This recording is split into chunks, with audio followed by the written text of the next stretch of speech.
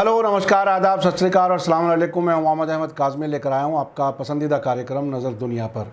Middle east में हालिया Israel फ़िलिस्तीन जंग के बाद इसराइल ने ईरान के ख़िलाफ़ नफ्सियाती यानी साइकोलॉजिकल जंग का एक नया सिलसिला शुरू किया है। इस महीने के शुरू में इसराइल के मीडिया ने 7 जून 1981 में इसराइल के ज़रिए इराक़ की राजधानी बगदाद के नज़दीक बनाए जा रहे न्यूक्लियर प्लांट पर किए गए हमले की बहुत सी डिटेल आम की है।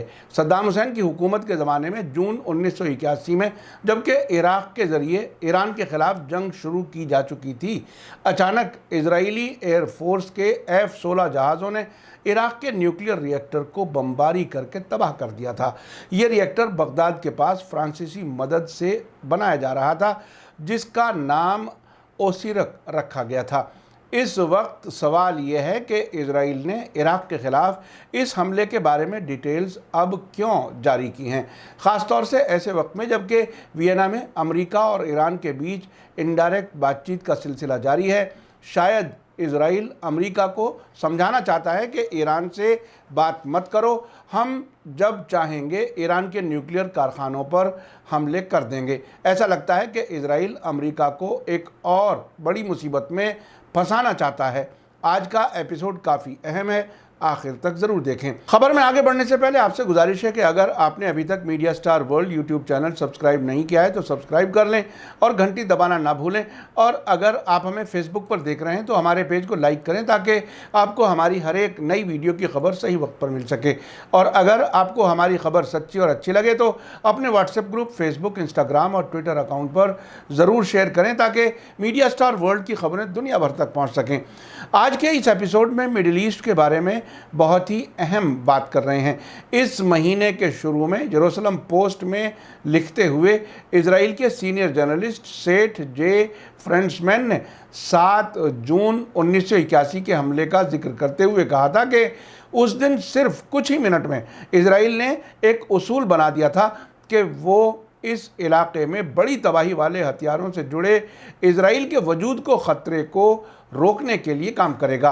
हालिया गज़ा के हमास और जिहाद इस्लामी की तरफ से 4,500 से ज़्यादा रॉकेट और मिसाइल हमलों का सामना करने वाले इजराइल ने इस वक्त इराक़ के ख़िलाफ़ हमलों को क्यों याद दिलाया है, इस पर लंदन में अरबी अखबार रायल यौम के एडिटर और वहाँ मौजूद सबसे सीनियर अरब जर्नलिस्ट अब्दुल बारी अतवान ने इस पर बहुत ही दिलचस्प बहस की है।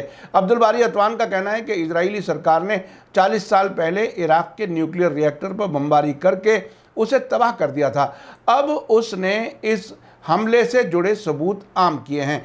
हमारे ख़्याल से ये इत्तेफाक नहीं है बल्कि ये ईरान के ख़िलाफ़ साइकोलॉजिकल यानी नफ्सियाती जंग का हिस्सा है, बल्कि शायद ये ईरान को धमकी देने की कोशिश की जा रही है, क्योंकि इजराइल के नए प्राइम मिनिस्टर नफ्ताली बेनेट ने बयान भी दिया है कि ईरान को न्यूक्लियर हथियार बनाने का मौका हरगिज़ नहीं दिया जाएगा।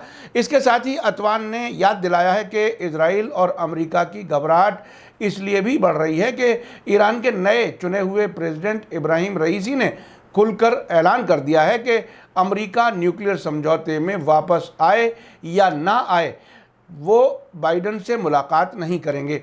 इसी दौरान रॉयटर्स न्यूज़ एजेंसी ने ईरान के एक सीनियर ऑफिसर का बयान छापा है जिसमें कहा गया है कि ईरान की सरकार ये फैसला करेगी कि न्यूक्लियर कारखानों के इंस्पेक्शन की इजाज़त देने वाले IAEA के साथ हुए समझौते की मुद्दत बढ़ाए या नहीं। साथ ही अब्दुल बारी अतवान की नज़र में अमेरिका की बाइडन सरकार के ज़रिए ईरान से मुताल्लिक़ 36 वेबसाइटों को बंद करने का जो कदम उठाया गया है उसकी वजह भी ये हो सकती है कि बाइडन को ये एहसास हो गया है कि ईरान को न्यूक्लियर समझौता बहाल करने की कोई जल्दबाजी नहीं है। ये शायद बाइडन सरकार की तरफ से उकसाने वाली कार्रवाई है, जिसके बाद अमेरिका की तरफ से इसी तरह की कई और कार्रवाइयों की उम्मीद है। अतवान आगे कहते हैं कि हो सकता है कि इसी वजह से ईरान के नए चुने गए प्रेसिडेंट इब्राहिम रईसी ने यह बयान भी दिया है कि उन्हें बाइडेन से मुलाकात में कोई दिलचस्पी नहीं है। न्यूक्लियर समझौते के तहत यूनाइटेड नेशंस की international atomic energy agency IAEA से ईरान का जो एग्रीमेंट हुआ था उसकी मुद्दत को आगे बढ़ाने की गुंजाइश मौजूद है। इस तरह से ईरान को कुछ और वक्त मिल जाएगा, तब तक नए प्रेसिडेंट पूरी तरह से हुकूमत अपने हाथ में संभाल लेंगे। आपको याद दिला दूं कि ईरान के नए प्रेसिडेंट इब्राहिम रईसी 3 अगस्त को बाकायदा तौर पर हुकूमत संभालेंगे। अब्दुल बारी अतवान का कहना है कि ईरान के मामले में इजराइल की नई सरकार बेंजामिन नेतन्याहू से ज़्यादा सख्त पॉलिसी अपना रही है। वो न्यूक्लियर समझौते के रास्ते में अड़चनें डालने की हर मुमकिन कोशिश कर रही है और इसीलिए वो ईरान के न्यूक्लियर कारखानों पर हमले भी करना चाहती है।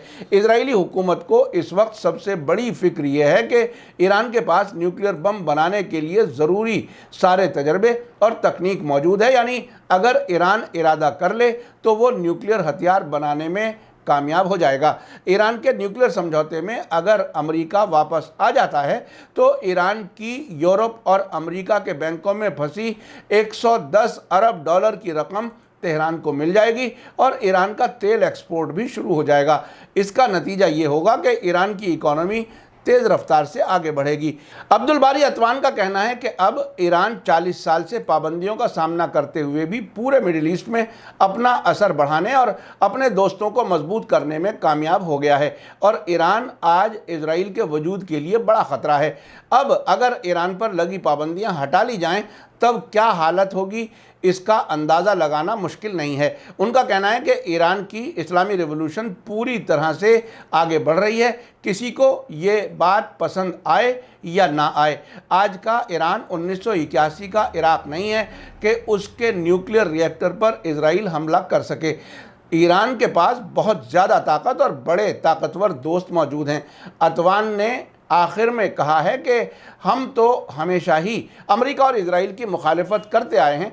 हमने अमेरिका के पार्टनर्स और दोस्तों को कितनी बार होशियार किया है कि अमेरिका पर भरोसा ना करें, क्योंकि पीठ में खंजर घोंपने की अमेरिका की बहुत लंबी हिस्ट्री और तारीख रही है। आपने देखा कि इजराइल किस तरह से अमेरिका को ईरान के खिलाफ कोई बड़ी कार्रवाई के लिए तैयार कर रहा है।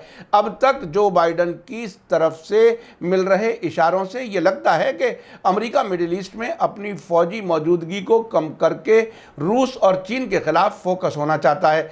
वाशिंगटन की सरकार में अभी तक डोनाल्ड ट्रंप और उनके दामाद जारेड कुशनर की तरह इजराइल के अंधभक्त नज़र नहीं आ रहे, लेकिन कुछ भी हो सकता है। ये तय है कि ईरान ने अब तक 8 साल की जंग और 40 साल से ज़्यादा पाबंदियों का कामयाबी से सामना किया है। अब इजराइल के ज़रिए 1981 में इराक के ख़िलाफ़ हमलों को याद दिलाकर इजराइल ईरान को डरा पाएगा, ऐसा मुझे नहीं लगता। अब्दुल बारी अतवान का अमेरिका के दोस्तों, ख़ास तौर से अरब बादशाहों को ये मशवरा अपनी जगह दुरुस्त है कि अमेरिका पर भरोसा नहीं किया जा सकता।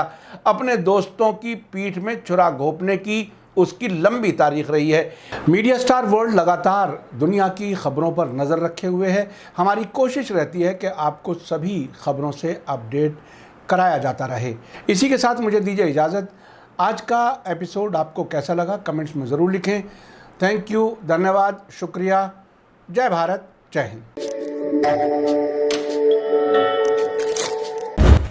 मीडिया स्टार वर्ल्ड के और वीडियो देखने के लिए हमारे चैनल को सब्सक्राइब करें और सीधे नोटिफिकेशन पाने के लिए बेल आइकन दबाएं। और अगर हमारी खबर सच्ची और अच्छी लगे तो अपने व्हाट्सएप, इंस्टाग्राम, फेसबुक और ट्विटर अकाउंट पर ज़रूर शेयर करें।